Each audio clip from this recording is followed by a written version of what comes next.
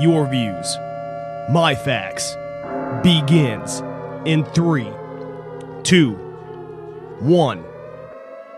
All right, welcome back, everybody. This is Thomas John with Your Views and My Facts. You can find us on Twitter, iTunes, Facebook, at ViewsandFacts. Look us up, leave us a review, leave us a comment, and let us know what we're doing right, because we barely get anything wrong. So here we have in the studio, we've got Rich. Everybody should know Rich. Rich, go ahead and say hello, man. Hey, what up, all? That was kind of gay. But what's up, O? Can we, what's going on? It's delete going. it. No, I'm not going to delete it. You could delete it. I'm leaving it. I'm leaving it. Organic. And then, all right, next to Rich, we have Simone, which is fiancé. Financier. Yes. Whatever. So, Simone, hello. How's it going? It's going great. Could you get a little bit closer? It's going great. Or could you pull the mic closer to you? Again, we talked about this. Make out with that thing. Oh, God. How many people have made out with this mic? You'd be the first one. Oh, hello. Ooh, Not that's for you. This is your first time here. It is. I'm glad that you could finally make it. I know. I don't know why it took so long. It's nerve-wracking. What's nerve-wracking? My voice is being recorded. And? I feel like I'm really going to have to try hard to enunciate. I listen to a lot of podcasts, right? And these guys, like you, can talk very well. Thank you. Rich talks very well. We'll see how Ben does. But, That's right, yeah. And speaking of Ben, Ben's our third guest, who's a friend of Rich and Simone's. We'll see after this podcast if he becomes a friend of mine. Probably not. I'm just kidding. I already kicked over your water bowl. That's so. true. It wasn't my water bowl. It was my dog's water bowl. Oh, I wasn't. Sure I'm not the one I on wasn't the. sure who drank out of it. Cal doesn't seem too But he upset. didn't kick your dog. That's true. Fair point. So anyway, so we've got Ben here. So hopefully he and Simone will be able to provide some good insights to some of the topics that we're going to talk about today.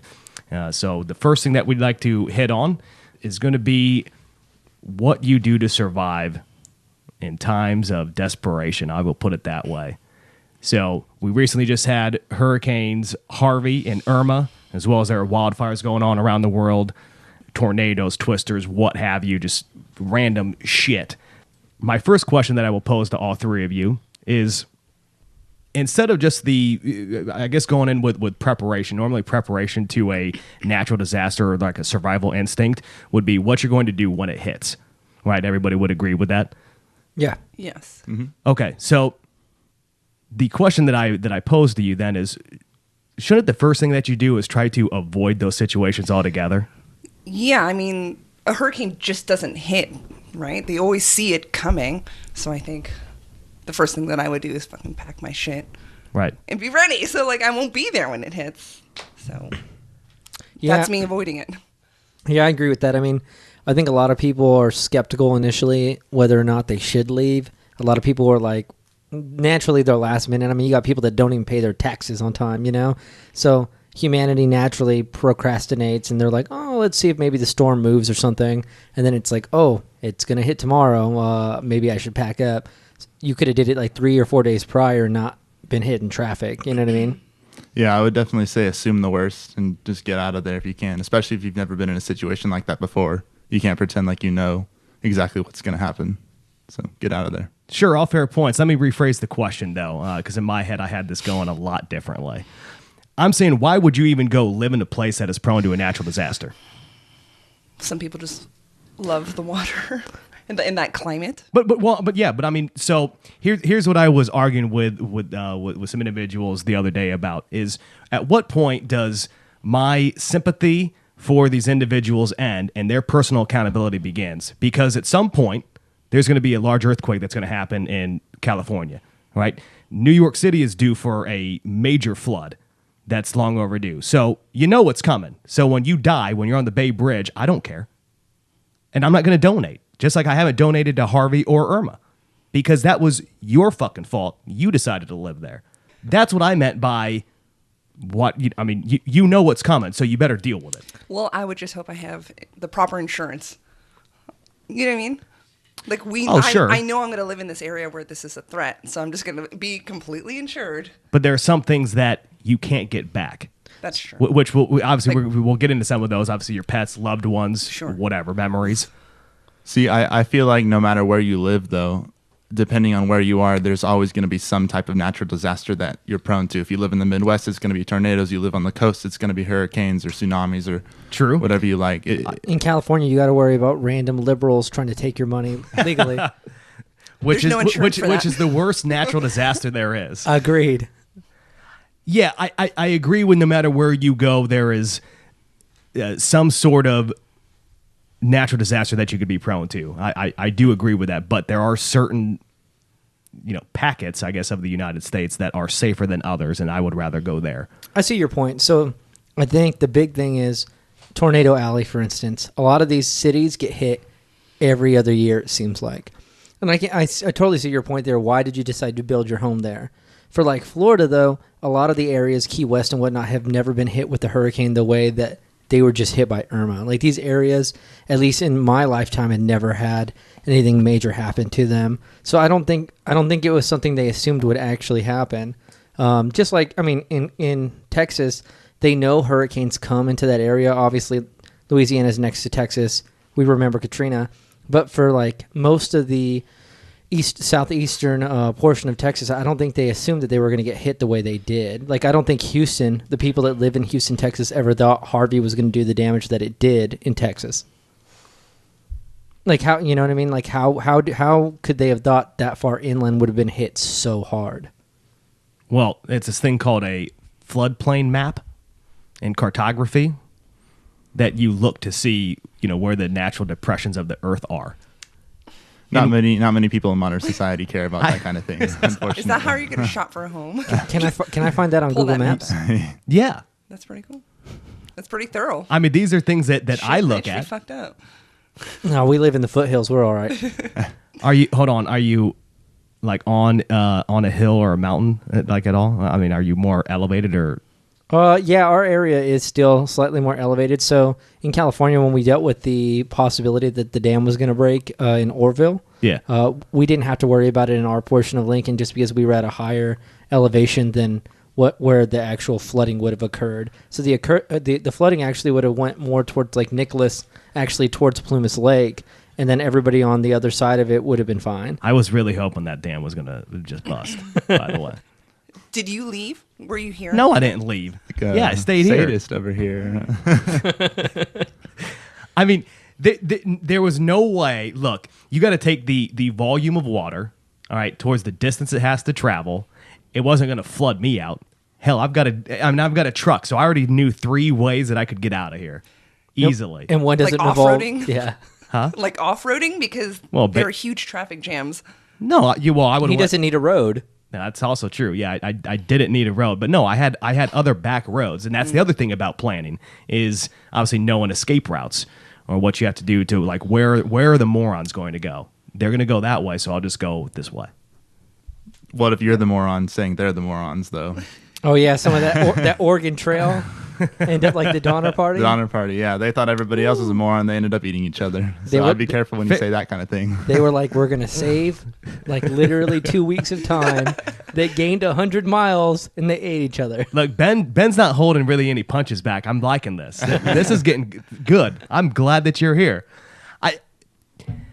Where the fuck was I? All right, Orville Dam breaking. Oh, okay. You were super pumped. You were hoping it was going to break. Yeah. Anyways, where I was though, with you being on like an elevated plane, was then you get into like forest fires, and forest fires spread faster uphill than downhill. I'm fucked. See, I mean, life's crazy. So you got to know all these things, like how is the terrain shaped, or like the urban development on where's the wind going to push things.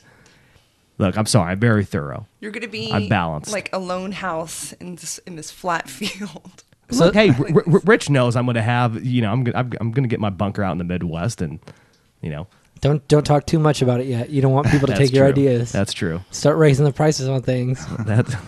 You better buy your land now. Yeah. Okay. All right. So let's advance the scenario here. So for whatever reason you decided to live wherever you want to live. All right. So it doesn't matter. So you know that an imminent threat is on its way. In this case, let's just talk about Mother Nature, right? Or that is a natural disaster type. I don't want to get into like we're being overrun by the North Koreans yet. Okay. Imminent threat, imminent danger. Ben, what's the first thing that you're going to grab and why? Well, depending on what the situation was, You have to leave. I have to leave. Yeah. So that's what. Yeah. Kind of regardless of the situation, you have to leave your house, and you just have to go somewhere. Right. I'll say at least 50 miles away. Okay. So humans, when we are confronted, when our most basic desire to survive is challenged, it's eat or be eaten. So I would definitely grab something to defend myself. Okay. And after that, a means of transportation out of the area. Would you leave your cats? If I could, it depends on how immediate the threat is. If it's a tsunami that's coming in right away, yes, I would have to preserve myself. If it was, say, a hurricane that was projected to hit maybe a day later, I'd have time to grab some valuables. I'll give you 60 minutes. You have 60 minutes. Yeah, from the time that you are notified to the time that your wheels need to be moving. Okay, well, I would prioritize. I'd get the weapon. I'd get supplies that I need, and then What weapon? hopefully something that is ranged rather than melee. But Do you have anything at home? Yes, Back in Placerville? Okay. yeah. Okay. Oh yeah, dude, Placerville. Everybody owns a gun in Placerville. Okay, we all right. got too many meth heads out there. You never know what's gonna. All right, got it. All right, so you're grabbing a weapon, you're grabbing the supplies, and by Yes. supplies, obviously. And if I have the time, then yes, I'll grab my cats. In answer to your question. Yeah. But Now- if I get up to the 60-minute line, if I exceed it, then no can do. I'll open the doors and let them run free. Give 'em a chance. Animals do have an inner instinct of when danger is coming, and they know. Like even you look at places that get tsunamis, you see stories of animals fleeing into the rainforests behind the cities before the tsunami even manifests itself, and the people know that there's a tsunami coming based on animal behavior. So yeah, I would let my animals go if I exceeded the 60-minute time limit. But if I had the time, I'd take them with me just because driving a vehicle is quicker than them running away. Okay. And I could also keep them. That would be preferred. Got it. 60 minutes? Yes. Well, considering I've been downsizing like everything for the last 3 years. You talking about I'll take everything. what you own or weight? I'm just Both. kidding. Both. Thank you. Hey, nothing's off limits. He noticed. Well, I don't know if I'd go that far. Oh. Yeah, why do you keep leaning back and pushing Because that it's microphone? all over my face. Sometimes To be it has honest, to be. my depth perception must be terrible because I feel like if I lean forward just a little bit, I think it's the turning of the I'm gonna bump head. into Okay. Boop. Recage. So Okay. 60 minutes. 60 minutes. You Okay. have to leave. I'm gonna. Okay, so I already have like. I don't know. A bind. I didn't ask. Oh, okay. I already have a binder with like my birth certificate, like social security Very good. card. Very well. That's coming with me in my backpack. Okay. To be honest, I'm probably gonna grab clothes because I don't know where I'm going. So Okay. something to keep me warm. I attributed that to supplies with Ben. okay. I mean, hopefully. My animals will definitely be coming with me. 60 minutes is plenty. And then the rest is just material things I can live without. So that's good. So no weapon. Let's go to Rich because I think we're taking care of it. Okay. All right. So yes, Rich and Simone are a tandem here. So Rich. I got the animals. I got my So birth maybe I'm a little bit more. Maybe I'm more prepared for this than most people, but I have a backpack that's got not only like warm gear in it, but just like exercise like gear I can like run in if I have to run. So I already have a backpack in my closet, A bug out bag. bug out bag ready to go. I normally have a pistol on me, and so right next to my bug out bag I have 3 rifles. Right. Yep. So Ooh, nice echo. so it'd be really easy. The first like 10 minutes is simply me grabbing the bag, choosing which rifle I want to carry. I'll probably have Simone grab the other rifle, or she can just keep her. She's got her own rifle too. So good on weapons, good on clothing already. My car's in the garage, so I probably crack that thing open right away in case of like some sort of weird power thing that happens where the garage can't open. So I might as well open that right away. And then I'm going to go and assist her with the dogs, and we're going to leave. Do we take both cars? Your car we or my car? we absolutely take both cars in case one car breaks down. That'll be mine. And then More storage space too. last thing is, if I still have the time and I think we're going to eventually be able to come back to the house, I'm going to move all my valuables upstairs in case like it's flooding or whatever, because I have a better Yeah. chance of things staying intact upstairs. And I'll just lock it in my closet. Food. Are we going to bring food? That's your job. Okay. Yeah. So this Or is, we can grab the third dog and eat it. His Leo name looks- is no Duke. Yeah. He's basically a cow. He's my roommate's dog, and he's 40 I've pounds seen- overweight. I've seen. Wow. Yeah, I've seen that dog. Yeah. It's good for like a couple weeks, maybe. Yeah. Oh, yeah. Ooh, TJ's good to go. Yeah. For what? You're good to go. You got that one thing that stays cold for like 3 weeks. My Yeti cooler? Oh yeah, Yeah. Yeah. It better. How much did he pay for it? it was free. Yeah. 0. Shut up. Yeah. I win things at auctions. Oh. Was it you or was it your dad who won something?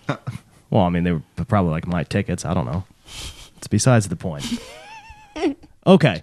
It sounds like everybody's then, kind of on the same equal playing field here, right? That, you're gonna grab what's important, you're gonna get out, and you're gonna obviously get away from the threat. So the key point, I think, is that you are escaping well in advance, before it actually, would hit. Because otherwise you're going to end up hitting traffic jams and so forth. Of course. Now let's, try to do some little storyline scenarios and expand this a little bit to where things just go chaotic and anarchy starts to reign.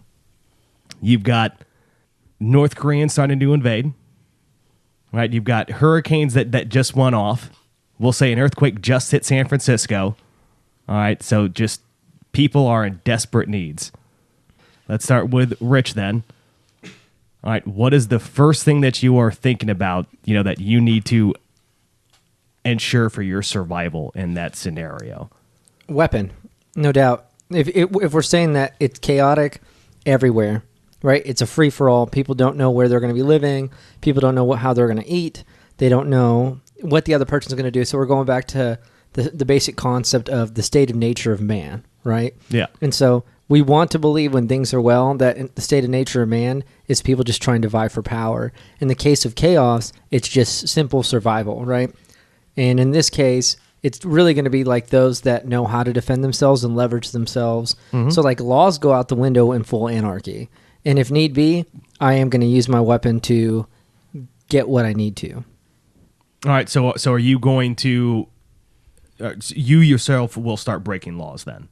I mean, if we're talking like full on anarchy, I'm not saying I'm going to go and I'm going to break into Best Buy and rob a television, right? True, yeah, but I'm saying, all right, so you have an actual car, right, a sedan. Yep. So what I'm asking, like, would you, at the earliest opportunity that you could potentially, I'll say, trade or upgrade that in for a truck, are you doing so? Of course. Even if it's at the expense of somebody else. I'm not necessarily saying their life, just at their expense, though. Yeah, I mean, in this case, if they did not take the opportunity to safeguard what they may need, then it's just another tool that I will need to survive, right? And I'm not saying I'm trying to ensure that people are going to die, but it's just it depending on how far into the anarchy you are, you have to take advantage of what's available. That's like if I didn't have a weapon and I saw in somebody's house there was a gun right there for me to grab, I'm breaking into the house to grab the gun because I need it. Ben, do you agree with that? Thoughts? Yeah, it's very situational. If I have an absolute need for it, then yes, I would agree with that.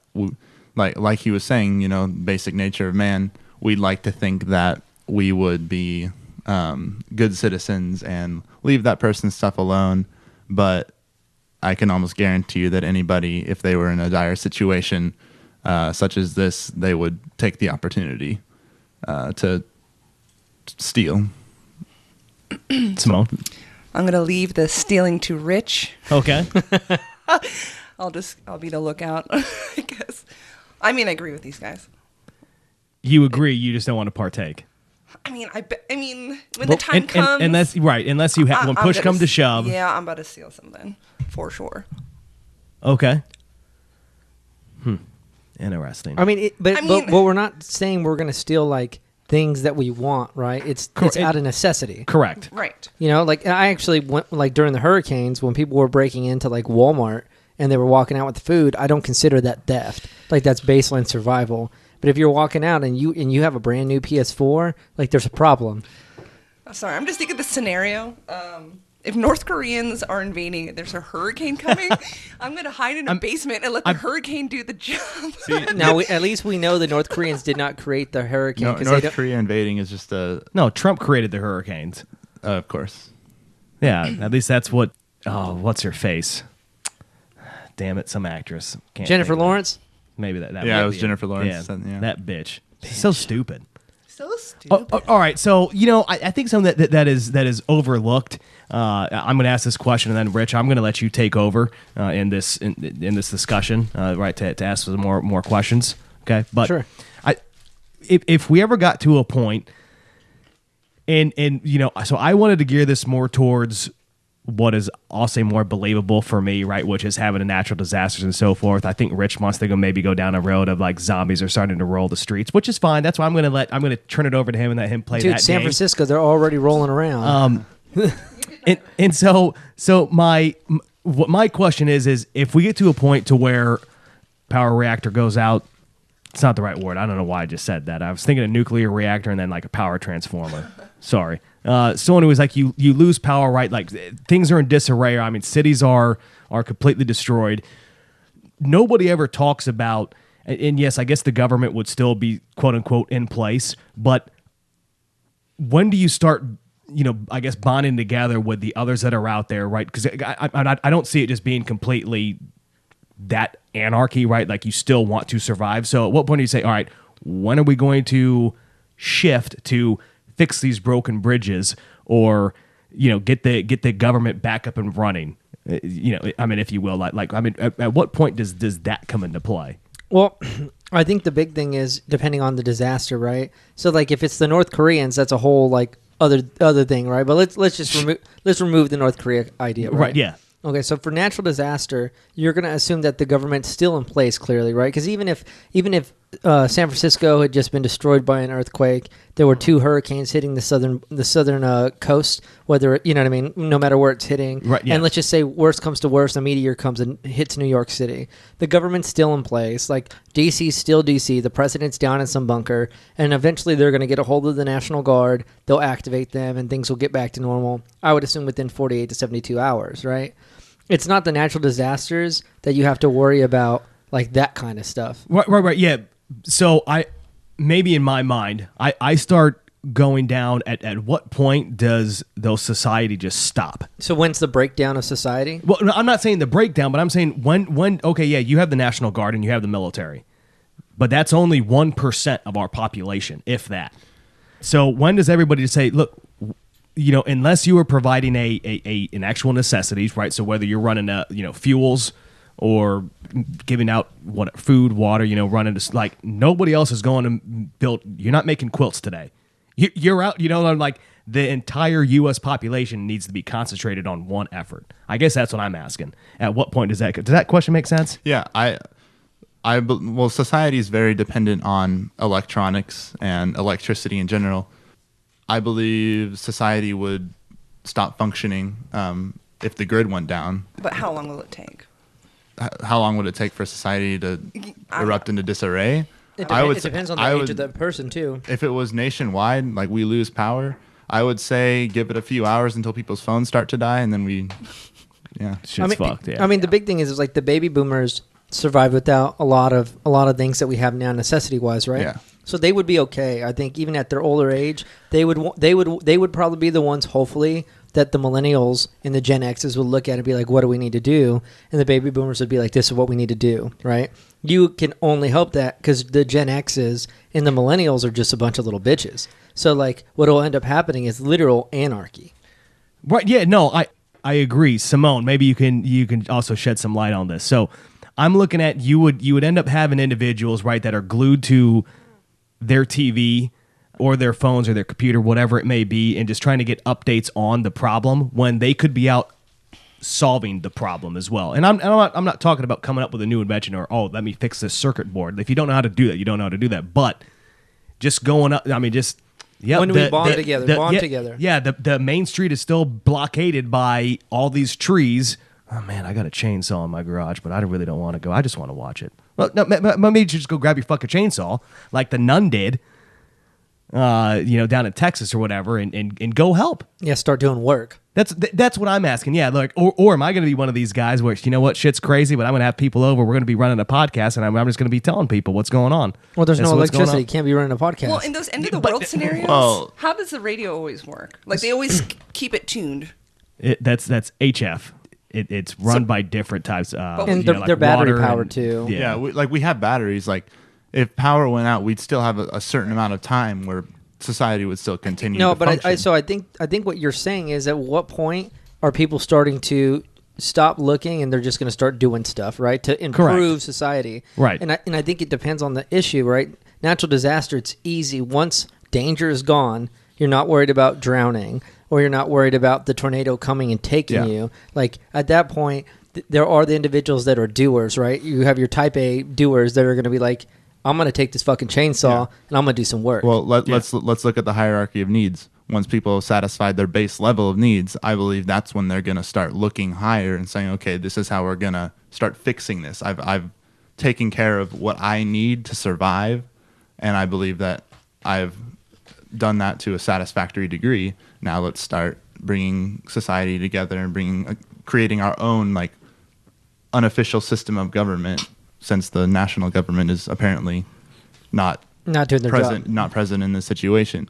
And I think it's very locational too. I think like you would actually see the cities struggle a bit, because like people in the cities don't have natural talents outside of like what is like today's society's needs, right? Which is all electronic based. While you do have like the woodworkers, you do have like the fishermen, you actually have rural society that has real like what people would label as real skills or man skills. That's where it's like, hey, having these skill sets and seeming what the inner cities would seem as backwards, it's like, damn, well, these are like actual fundamental skills you need in society. See, and at the same time, though, people in a city have experience living within a structured society more so than people living on the outskirts. So each one brings their own advantages and disadvantages to the situation. That's true. Yeah, I would rather be surrounded by a bunch of individuals that grew up in the woods, though, than city folk, I think. I can see a Walking Dead scenario here. I mean, People creating their own society, and there's going to be that one person who just wants to rule. I don't think everything. I don't think natural disaster will never go there, because like our government is too transcendent when it comes to natural disaster. Like even if everything at a national level broke down, we still have the state governments, right? You still have like Right. like pure federalism, and ideally, if you have a governor just worth the damn at all, he's gonna activate his state guard, and theoretically, like most of us are state militia, so he'd probably call on able-bodied individuals to start doing work around the towns, trying to fix stuff. So, I mean, even local governments too. Like Yeah. they would organize their cities and police and it's their- firefighters. it's their job. Yeah. But I think the big thing, the breakdown that you're talking about, would be more like, hey, like the power grid went down because we've been attacked, or in the case of like all of a sudden like the national government just defaulted on everything, and like no systems were working anymore. You know what I mean? Like, Right. and then at that point, that's when anarchy will like ensue, especially if you have radicals blaming like, divisions amongst human beings. Once those divisions come to a point where the government, the actual entity, is no longer functioning as a working government, then you're going to have people literally trying to overthrow the government. I think the closest thing right now to, probably my scenario that I was throwing out is what's happening out in the Caribbean, which is those islands were completely fucking just decimated, and now you have factions of, I'll just say, rebels that are basically running the streets and running those islands and taking all the supplies, and they're just waiting for these ships to come in now, like with supplies to maybe take them over. Which I haven't read any updates on, if anything's happened, or because for sure if we send like a U.S. naval ship there, they ain't getting the supplies. We will just murder them all. I would hope. But anyways, what I mean by that is like when you potentially could be secluded in an area, like that's where you're going to be running into, well, we got to band together to protect ourselves from guerrilla warfare, because shit's going down. Correct. And I think it's on society, though. Like, look at Somalia. Somalia used to be a province of, is it Britain or France? I don't know. One of those Western European nations. controlled Somalia for years. And then in the 1950s, when colonialism was being deconstructed throughout the world, you have the government that's being controlled by this European nation no longer in place. And in the course of 10 years, it's a complete breakdown of like basic societal rule. Now it's just warlords vying over portions, right? And there's now terrorist groups, and the people just sort of sit back and they're just suffering. I don't think it would be the same for Americans just because we're intrinsically different and we're intrinsically defiant on anything that's going to be oppressive.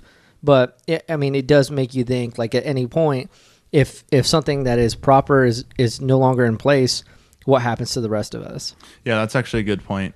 Since America's inception, we've been a republic, so we're used to relying on multiple powers to get things done, and relying on ourselves to a certain degree. And then when you have these countries who are in disarray, and then you go, like, let's take Iraq. You go over there, you set up a democracy. While the nation is in disarray, what's going to happen? It's going to tear itself apart. Like with the Caribbean, with Somalia, these warlords, the strong will prey on the weak, and that's what causes the rise of authoritarian regimes. Yeah, can I? I got a segue question. This is completely off topic, but this always boggles my mind.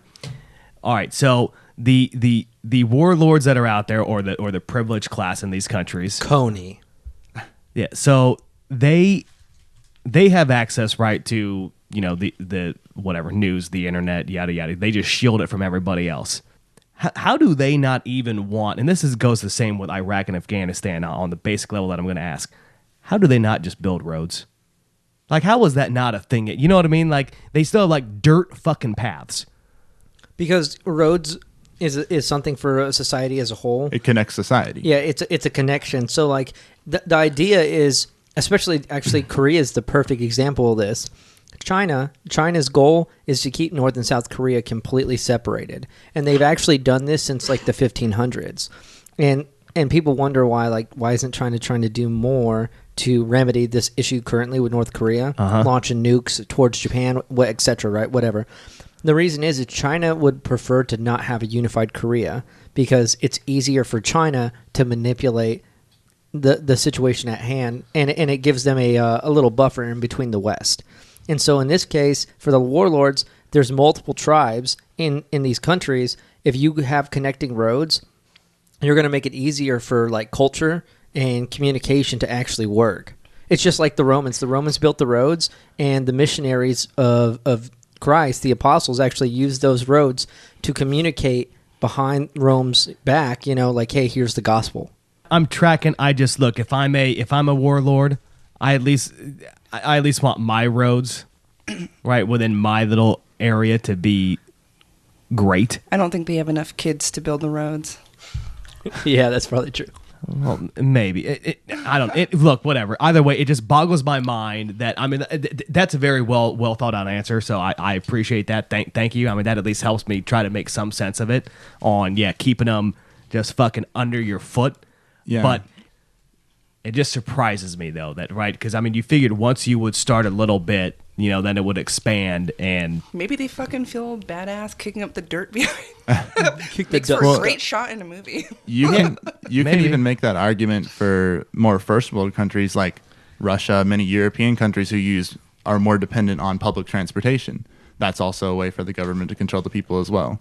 When you don't have, like in America, everybody, like, you need a car. Like, that is a staple thing of Americans.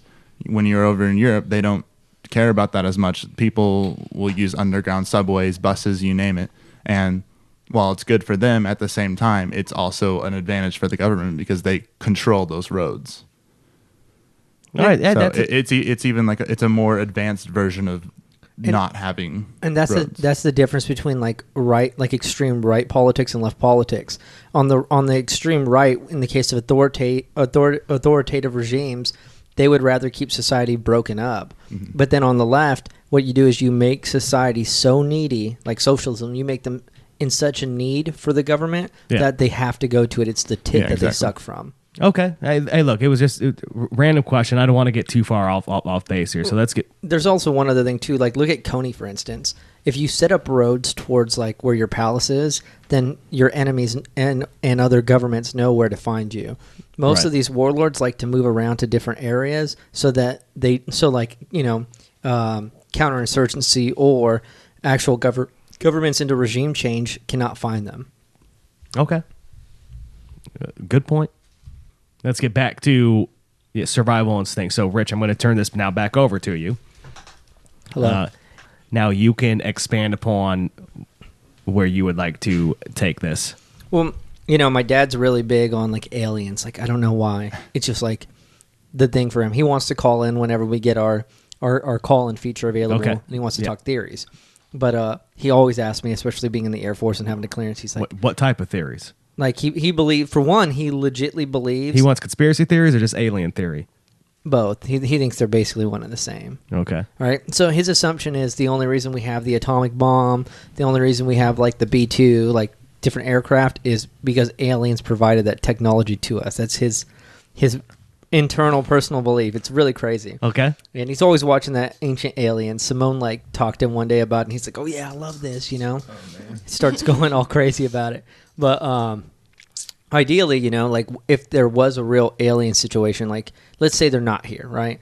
But all of a sudden one day we wake up and it's just like Independence Day. There's like 3-4 gigantic ships in the air. Like, what are the chances we'd actually even survive that? Like, does anybody think like survival's an option at that point? I don't know. How many zeros can I put behind the decimal point? Yeah, the thing about that is, some people wonder like how well we'd be able to defend ourselves if aliens invaded.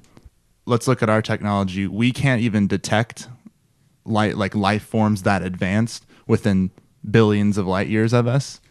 But if aliens were able to find us and transport themselves to us, which we can't even transport like small devices out to those billions of light years away yet.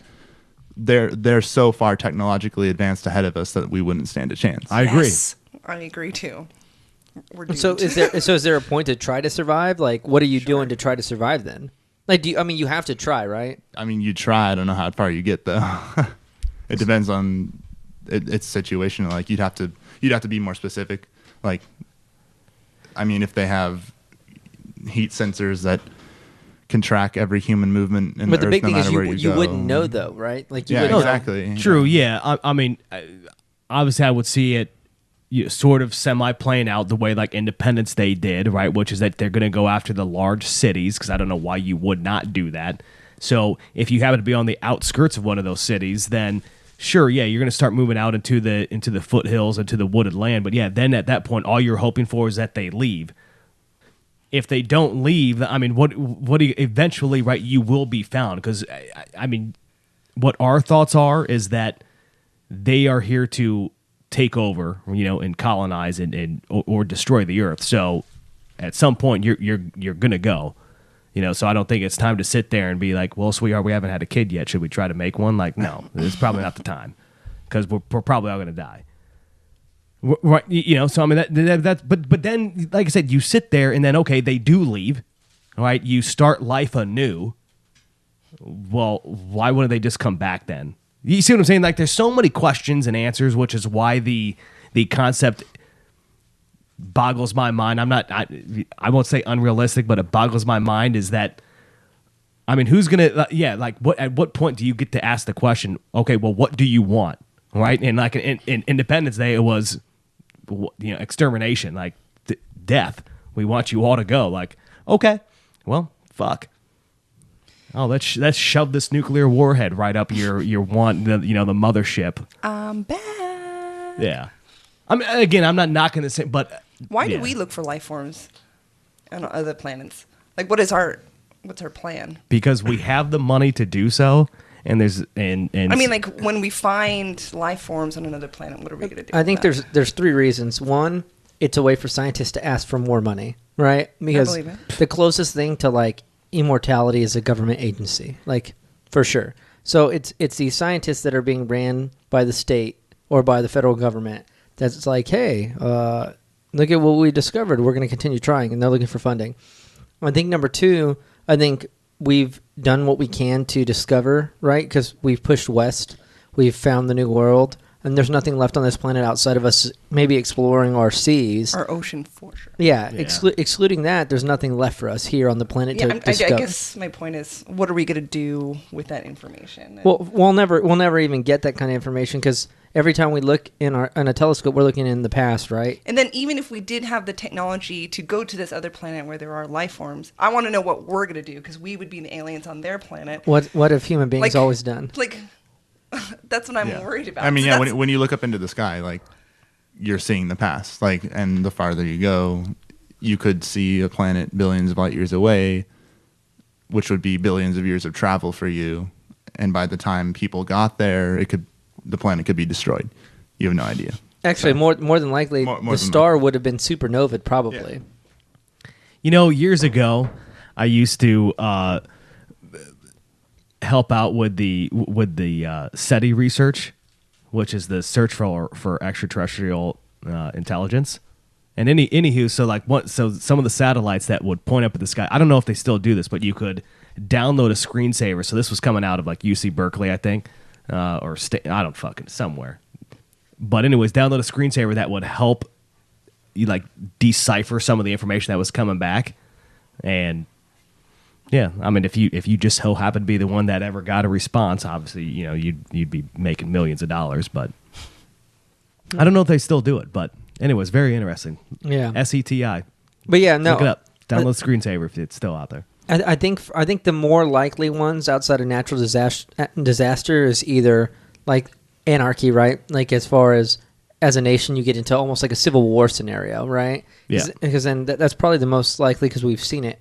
Or worst comes to worst, you end up with like a Red Dawn situation, which would never really happen in America, right? But in other countries, you could definitely see it. Obviously, throughout history, Europe has literally had like sovereignty wars of like territory and resources, like literally since the dawn of humanity in Europe. Yeah. No, I'm right there. I mean, Civil War. I think we're on the break of that every day I wake up. Yeah. Looking at the shit that's going on. I mean, no, I think a lot of it's overplayed by the media. Well, The media likes to show the extremes of both sides and then pretend like the entire country is that way, and they just play identity politics all day, and that's why the public is so riled up about everything that Trump does, that the government does. No, I agree with that. I mean, the realist in me understands that, but it's still like I'm just waiting for that moment to where people start banding together and then just start firing off shots and saying, "Go fuck yourselves." And what are you going to do? I mean, as I've always said, if they ever came down and said that we are taking away firearms, and obviously the military is going to be used for that, count me out. Yeah, I think because that's a blatant violation of the Constitution and the fact that, like, on our oath of enlistment, our job is to not only listen to the president but to protect our Constitution. I think you'd see at least 2/3 of the military not follow the rule. But that's what I'm saying. It would just, just full blown anarchy. And anywho, it's back to you. Continue on. Oh no, I mean, I just think, what like I think of these end of society scenarios. Like Thomas Hobbes, like shit's breaking down. Like, what are you doing in today's society now to prepare for that? Is it the same as a natural disaster, or because like it's human versus human at that point? Is it different what you're trying to take from your house? At what point are you trying to build allegiances? Like you're trying to ally yourself. Like when does that happen? And how likely is any of this to ever actually happen, or is it just Hollywood stuff we watch? Well, I mean, again, I think going back to, like thermonuclear war, any other country trying to invade us, aliens or so forth, it ain't happening. You don't think fallout's an option? No, just because of mutually assured destruction. That as soon as one goes off, everything else is going off. What about like a dirty bomb by like insurgency terrorists? Well, then okay, sure, but then that's getting back into while it's not a natural disaster, but then that's where I think you're running into these small, packets of life that you'd have to get into to where, all right, it just went off, and now let's say that you have an alarm, you get some alert on your phone saying what it just happened, and you have 30 minutes to get out of the fallout zone from that dirty bomb, then that's okay. What are you grabbing? You're grabbing a gun. You're grabbing the supplies. You're going to try to grab your pets. Obviously, well before all that, I'm assuming that you're grabbing your spouse or your kids, unless you hate them. Then leave them back, and then you're gonna what? I mean, it's some people would leave them. Like Scott Peterson. Sure, yeah. So you. Yeah. So, anyways, you would grab those things, and then you would get out, right? And you would escape that area, and then it's okay. Well, now what are you gonna do? You're gonna have to rebuild. All right. So here's a scenario: the 7 major cities in the United States all have dirty bombs planted in them that go off at the same time on the same day by a radical Islamist terrorist group, right? Do we think the government is going to continue to function if the 7 major cities, including D.C., has a dirty bomb go off and create fallout within these city areas? Like, at what do what? No, I don't think it. No, no. It wouldn't work. The government would cease to work. Oh yeah, I would think so. I think chaos is going to go down. No, I think the government would still function. You think it's still a point? Yeah. I mean, this is good. I'm glad you're here. It's hard to say just because something on this magnitude has never really happened before. No, and hopefully it never does. Yeah, hopefully it never does. But I mean, let's look at maybe in Game of Thrones you could see something like that, but not with nukes. Like the greatest terror attack of our century. Let's look at 9/11. The city itself did not. Let's just isolate it to the city. The city itself did not erupt into complete disarray. People were there, firefighters were there. People were evacuated out of the area, and for the most part, it was a very contained incident. After the buildings had fallen and after the dust had settled, and if you want to expand that to the entire country, you have the 7 major cities, but we have a lot more government spread out throughout the entire nation. And we were all bringing up federalism again, like you were talking about. We still have state governments, we still have local governments. We're not some nation, we're not some communist nation completely reliant upon a single authoritarian government. Yeah. Okay, so here's this has always been in the back of my mind. Don't ask me why it's been there. I don't want to get into those details. But if you set off, all right, a bomb in one location, and you had your response team going there, right, and to the magnitude of a 9/11, okay? So you had everybody there, and then you just had it timed 30 minutes later, 5 hours later, I'm going to set off another, or 5 hours away from that location, set it off another one. And that's where I think, I mean, your resources are already fucked, right? You're already spread so thin.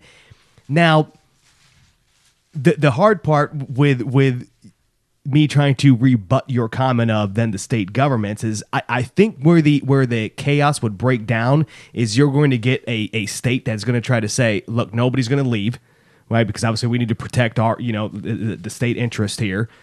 But what happens when your family is not in that state and they are outside? So now you're going to have people trying to escape and to go every which way.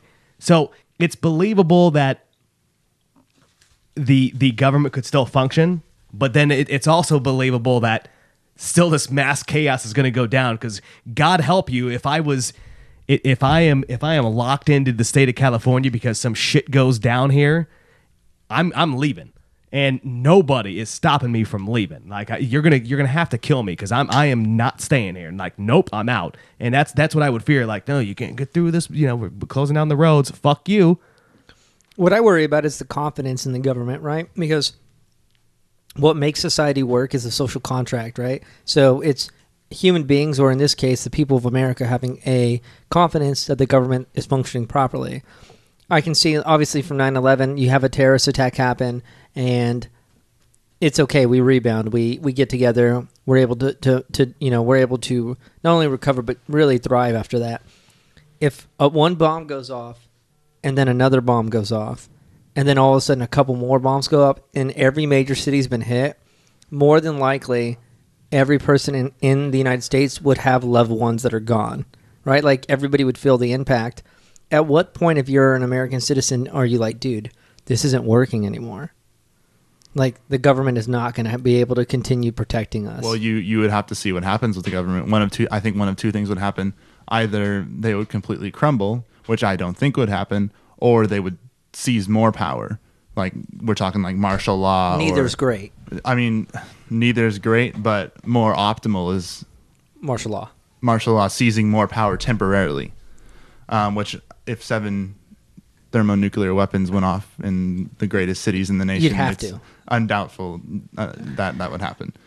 So I would lean more towards that, and I would feel like the people would actually appreciate bigger government in that specific situation. Of course. But they would not want it to stay, and that would be the test. But that's a completely like different subject. But yeah, I would definitely think that government would get bigger rather than crumble. Simone, if 7 bombs go off in major cities, what do you think you'll still believe the government can function or no? I mean, I guess there's a chance. I don't fucking know. No, I'm asking you internally, like your opinion. Do you think would you still be confident in you being able to be protected by your government if like a bunch of bombs just went off throughout the U.S.? Probably not. I can't speak intelligently on this, so I'm just gonna skip this. No, I mean it's just an opinion, you know. Mm-hmm. Okay, so what are you going to do if 2 happen to go off? So you see one go off and one go. That's just what North Carolina. That's just the state, and then you see another one go off in Montana. Mm-hmm. I'm just. There's not even a city there. No one's gonna die. Well, Just cows. well, whatever. I'm just saying. I'm just saying, like you see, boom, a large explosion just happened, and then a couple hours later, another one. Like what? I guess what is your first thought?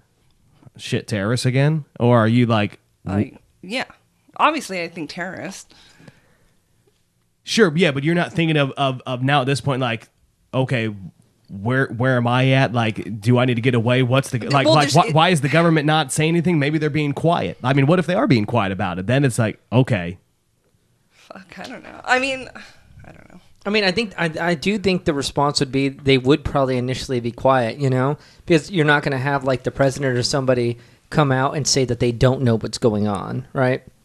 So the government would at least need to have a basic idea of what's happened, and I think you would see almost 24 hours go by before they would know for sure what was going on. So they're in that meeting room downstairs. Yeah. The White House. How long did it take for the government to address 9/11? Does anybody know? You're talking about like from the Oval Office or where? Yeah, from the Oval Office. Because I mean, I know Bush was in a classroom. I could have swore it was under 90 minutes. I thought. Yeah, so I don't think. No. He did. He addressed within the first like 2 hours. He addressed it, but he wasn't in the Oval Office until later that night. Okay, well, I just mean like addressing it, like getting out information to the American people, because that would be the most dangerous thing if the government was quiet about it. Because the people are looking. That's why we have government. In a crisis situation, people are going to look to the higher power to protect them. Yeah. But if the government's even just saying like, "Hey, we're still looking into this," or to keep calm, people are gonna know like the government has no idea what the fuck is going on. That would be better than remaining completely silent. At least saying something. Yeah. All right. Have we kind of hit on some points here? All right, so we'll kind of wrap this one up. All right, so I'll give my final thoughts first on what the hell you should do for survival, and then you guys can go ahead and give your thoughts. So, Simone, you'll be last, so you have some time to think about it. So, get your thoughts together. Oh my god. And think about what. Hey, don't be hateful. What do you mean? How am I hateful? I don't know. Just don't be hateful. What? Hateful. I was thinking of thankful at the same time. Thankful/hateful. I'm very. Yeah. Dude, apparently instead of saying yoga pants yesterday, I said yoga pants, and she swears I said yoga pants. That's what I heard. But I might have. I don't know. Sometimes I don't say shit right, so maybe. But All right. but it could be a soft J, you know. Yeah. I mean, is it jalapeno or jalapeno? We might never know that one. It's cultural appropriation. We can't go there, I'm afraid. TJ's thoughts on this stuff. So you can basically go pick up a little how-to book, or what they're calling it now, right? Your little prepper's book, whatever the case may be, to get your critical supply items together. So I recommend everybody does that. Put your shit into a couple bags, right? A duffel bag or two. Have some food. figure out where you're going to go no matter what the case is. So flooding, a fire, a hurricane, know where you're going to go, have the backup, plan for it now, because inevitably you will be stuck in a situation at some point. It may be very small, but we've all, I think, can say that we've been in some sort of situation, whether that's because you were out camping and something happened wrong. It just, you never know. So plan for it now. It ain't that fucking hard. Ben, go ahead. Yeah, planning is crucial. Like I'm from Minnesota. We used to get tornadoes out there all the time, and a thing you'll notice, and again, this is where going back to one of the first things I said about depending on where you live, you're going to have different types of natural disasters. Here in California, barely anybody has a basement. Out in Minnesota, everybody has a basement because they know, that in and of itself is a form of preparation. You get as low as you can below the ground, and you prepare. If you're not prepared, you can't blame anybody but yourself if you aren't prepared. Almost in any, I can't really, off the top of my head, I can't think of a situation in which you could completely pass the blame onto something or someone else. So yeah, preparation, and then if you've prepared fully, then you stand the best chance of surviving, but there's no guarantee. All right, yeah, so all right, two of us have basically said preparation is the key. Or as I started off this podcast, avoid it altogether to begin with, so screw the coasts. Simone. I guess to piggyback on what you guys said, preparation, right? Have a fucking binder with your birth certificate. Your social Yeah, I keep forgetting about that. That's such a good point. Dude, she's so good about it. Have those that critical is really items in a binder. I didn't mean to cut you off, but that is just such a good point that yes. Dude, this is how smart Simone is about it, right? She's got literally any item that she needs to prove that she is Simone. She's got all her information on her car, her house, like basically like this It's not thing. smart. I just have bad memory, so I put that shit She together puts so it- I don't lose it. Hopefully you also have then duplicates with like somewhere else, because hopefully that binder doesn't just I like. got it somewhere. Some duplicates. Okay, good. Anyways, I don't know. Yeah. Have a radio with batteries in them. A lot of batteries. Yeah. Keep up with your oil changes on your fucking car. That's You want pitiful. it running. Shit like that. Just Okay. So important documents. Keep those around and know who you got to contact and extra batteries. First aid. Like, Oh, yeah. I realize nobody, like, it seems like nobody anymore has, like, first aid kits. We didn't have one for, like, ever until we went on a trip. But there were so many times where, like, we'd cut our hands open or something would happen. And we're like, man, we always wish we had a first aid kit. So, like, I think everybody needs at least a first aid kit in the house and maybe one in the car. Like, get a first aid kit, understand basic, like, hey, alcohol is the best way to sanitize. And then if need be, make sure you have, like, some sort of something to create a fire with, because you do need to sanitize. Yeah. Or go buy a book on basic first aid and just put it in your bug out bag, where you Correct. should also have a first aid kit. Correct. Okay. So was that first aid? Is that what you wanted to end with? Yeah, we've already covered everything else, but I forgot about first aid. It's essential. Yeah. I think from the beginning I thought maybe that was all part of supplies. Yeah, but, I was very vague when I said supplies, but Yeah, yeah, it's all first fair aid, enough. food, and weapons. We haven't- Flashlight. oh yeah, Yeah. absolutely. Yeah. Hopefully everybody had enjoyed kind of the natural disaster, how you're going to survive end of the world, when aliens arrive. A little episode that we did here. So you can find us on Facebook, iTunes, Twitter @ViewsandFacts. Let us know how we did. If you want to have a question for Ben, Simone, and/or Rich, go ahead and leave it, and we will get the question to them, and they will respond diligently. Take care, guys.